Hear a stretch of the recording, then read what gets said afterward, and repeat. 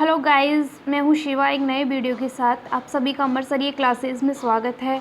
आज मैं आपके लिए लेके आई हूँ 20 question which is the very very important for competitive exams.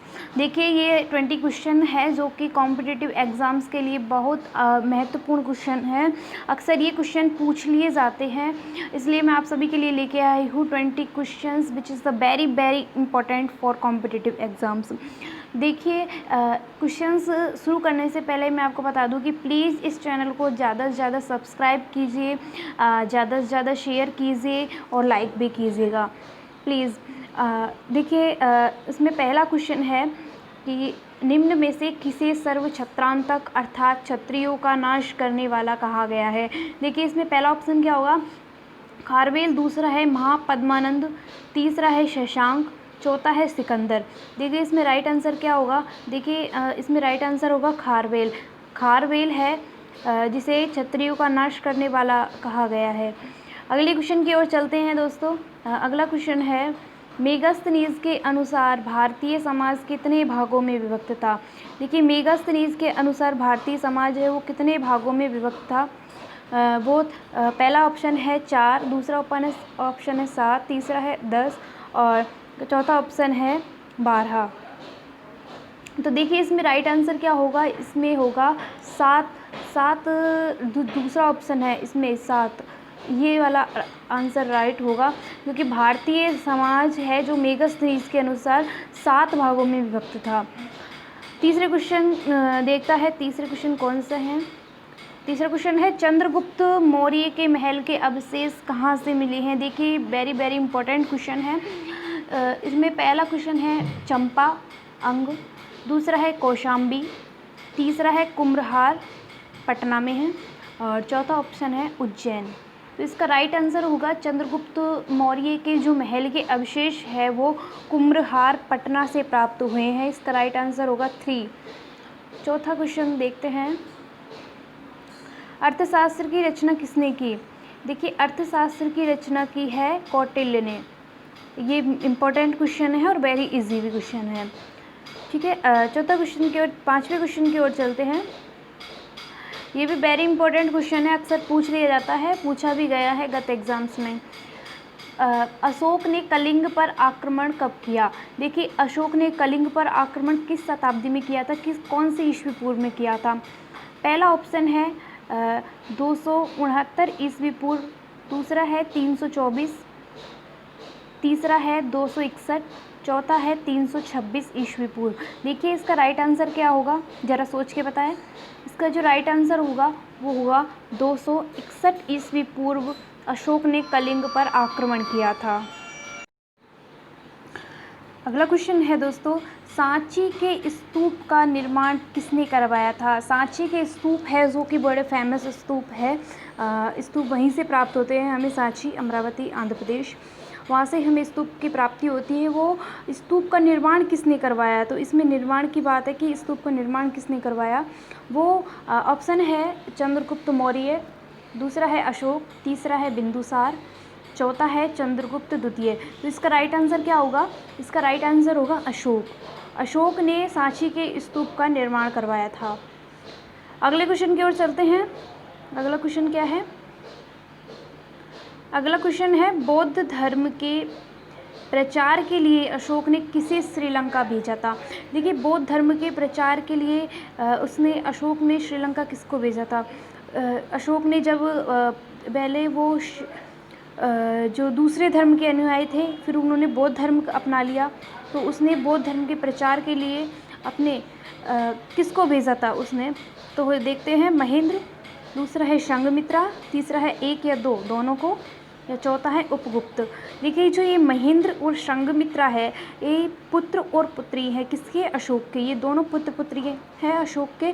तो इसने दोनों को ही जो बौद्ध धर्म के प्रचार के लिए श्रीलंका भेजा था। तो इसका राइट आंसर हो जाएगा 3, 1 व 2, दोनों को ही इसने बौद्ध धर्म के प्रचार के लिए श्रीलंका भेजा था।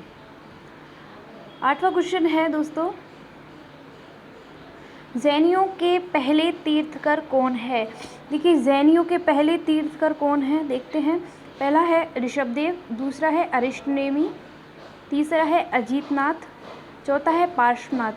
देखिए इसमें जो सही आंसर है इसका जैनियों का जो पहला तीर्थकर है वो है ऋषभदेव। अगले क्वेश्चन की ओर चलते हैं। अगला क्वेश्चन है, गौतम बुद्ध ने अपना प्रथम उपदेश कहाँ दिया था? देखिए गौतम बुद्ध है, उन्होंने अपना फर्स्ट उपदेश है जो कहाँ दिया था? पहला ऑप्शन है बोध गया, दूसरा है लुम्बिनी, तीसरा है सारनाथ और चौथा है कुशीनगर। देखिए इसका राइट आंसर होगा वो होगा सारनाथ। सारनाथ में गौतम बुद्ध ने अपना पहला उपदेश दिया था। इसका राइट आंसर हो जाएगा 3 सारनाथ। अगले क्वेश्चन की ओर चलते हैं। अगला क्वेश्चन है, जातक किसका ग्रंथ है? जातक किसका ग्रंथ है? ये है वैष्णव का, जैन का, शैव का या बौद्ध का? देखिए जिसका राइट आंसर क्या होगा वो बताइए। इसका राइट आंसर होगा बौद्ध। बौद्ध का जातक ग्रंथ है, यानी जातक बौद्ध ग्रंथ है। और आगम है वो जैन ग्रंथ है। आगम ग्रंथ है जो आगम जैन ग्रंथ है, ठीक है। और बौद्ध है वो जातक ग्रंथ है। अगले क्वेश्चन की ओर चलते हैं। अगला क्वेश्चन है, सिद्धार्थ, इसका नाम बुद्ध है, इसका बचपन का नाम था सिद्धार्थ, फिर इसका नाम महात्मा बुद्ध हो गया। तो ज्ञान की प्राप्ति कहाँ से हुई थी? महात्मा बुद्ध को या फिर सिद्धार्थ को ज्ञान की प्राप्ति कहाँ से हुई थी? तो इसको ज्ञान की प्राप्ति कहाँ से हुई थी? इसमें पहला ऑप्शन है बोध गया, दूसरा है वाराणसी, तीसरा है सारनाथ, चौथा है कुशीनगर। देखिए इसके राइट आंसर क्या होगा? इसका राइट आंसर होगा इसका बोध गया, बिहार। बिहार में बोध गया एक स्थान है, वहाँ से बुद्ध को ज्ञान की प्राप्ति हुई थी, ठीक है। अगले क्वेश्चन की ओर चलते हैं। सारनाथ में बुद्ध का प्रथम प्रवचन क्या कहलाया? सारनाथ में उन्होंने पहला जो वो दिया था उसका प्रथम प्रवचन। देखिए दोस्तों राइट आंसर क्या होगा? इसमें पहला ऑप्शन है महाविनिष्क्रमण, दूसरा है धर्मचक्र प्रवर्तन, तीसरा है महापरिनिर्वाण, चौथा है महामस्तकाभिषेक। तो इसका राइट आंसर क्या होगा? इसमें राइट आंसर होगा धर्मचक्र प्रवर्तन, ठीक है। अगले क्वेश्चन देखते हैं। सर्वप्रथम शून्यवाद या शून्यता का सिद्धांत का प्रतिपादन करने वाला बौद्ध दार्शनिक का नाम है? देखिए सर्वप्रथम जो शून्यता का सिद्धांत किसने दिया था? इसका आंसर बताइए। इसका पहला ऑप्शन है असंग, दूसरा है नागार्जुन, तीसरा है वसुबंधु, चौथा है दिग्नाग। देखिए इसका राइट आंसर क्या होगा? इसका राइट आंसर होगा नागार्जुन। नागार्जुन है जिन्होंने शून्यता का सिद्धांत दिया था। ये भी very very most important question है फॉर एग्जाम्स। 14वां क्वेश्चन है, दिलवाड़ा के जैन मंदिरों का निर्माण किसने करवाया था? ये भी मोस्ट क्वेश्चन है दोस्तों। जो दिलवाड़ा के जैन मंदिरों का निर्माण है किस वंश के शासकों ने करवाया था? ये देखते हैं। चोलों ने, दूसरा है चंदेलों ने, तीसरा है राष्ट्रकूटों ने, चौथा है चालुक्यों या सोलंकियों ने। चालुक्यों का नाम सोलंकियों के नाम से भी जाना जाता है, सोलंकी, चालुक्यों को जाना जाता है। इसमें राइट आंसर क्या होगा दोस्तों? दिलवाड़ा के जैन मंदिरों का निर्माण किसने करवाया? तो दिलवाड़ा के जैन मंदिरों का निर्माण करवाया चालुक्यों, सोलंकियों ने, ठीक है। अगला क्वेश्चन देखते हैं। जैन परंपरा के अनुसार महावीर कौन से तीर्थकार थे? जैन परंपरा के अनुसार महावीर कौन से तीर्थकार थे? ऑप्शन है पहले, दूसरा है 10वें, तीसरा है 24वें और चौथा है 18वें। तो इसमें जैन परंपरा के अनुसार महावीर कौन से तीर्थकर थे? ये थे 24वें तीर्थकर, ठीक है। ये भी इम्पोर्टेंट क्वेश्चन है। 16वां क्वेश्चन है, महावीर स्वामी का जन्म कहाँ हुआ था? देखिए महावीर स्वामी का जन्म कहाँ हुआ था? पहला ऑप्शन है पाटलिपुत्र, दूसरा है मगध, तीसरा है वैशाली, चौथा है कुंडग्राम। देखिए इसका राइट आंसर क्या होगा? इसका जो राइट आंसर होगा वो होगा कुंडग्राम। कुंडग्राम में महावीर स्वामी का जन्म हुआ था। भारत में पूजित पहली मानव प्रतिमा किसकी है? ऐसी प्रतिमा कौन सी है जो भारत में पहली बार पूजी गई थी, जो भी मानव की? ऐसी किसकी प्रतिमा है? ऑप्शन है महात्मा गांधी, दूसरा है गौतम बुद्ध, तीसरा है महावीर स्वामी और चौथा है नागसेन। तो इसका राइट आंसर क्या होगा? इम्पॉर्टेंट क्वेश्चन है, इंटरेस्टिंग क्वेश्चन है। देखिए इसका राइट आंसर होगा गौतम बुद्ध की। गौतम बुद्ध की जो भारत में पूजित पहली मानव प्रतिमा है। ठीक है। 18वां क्वेश्चन है, तृतीय बौद्ध संगति कहाँ आयोजित की गई थी? तृतीय बौद्ध संगति कहाँ आयोजित की गई थी? पहला है पाटलिपुत्र, दूसरा है वत्स, तीसरा है कौशाम्बी, चौथा है कश्मीर। देखिए इसका राइट आंसर क्या होगा? तृतीय बौद्ध संगति कहाँ आयोजित की गई थी? इसका जो राइट आंसर होगा वो होगा पाटलिपुत्र। पाटलिपुत्र में तृतीय बौद्ध संगति आयोजित की गई थी।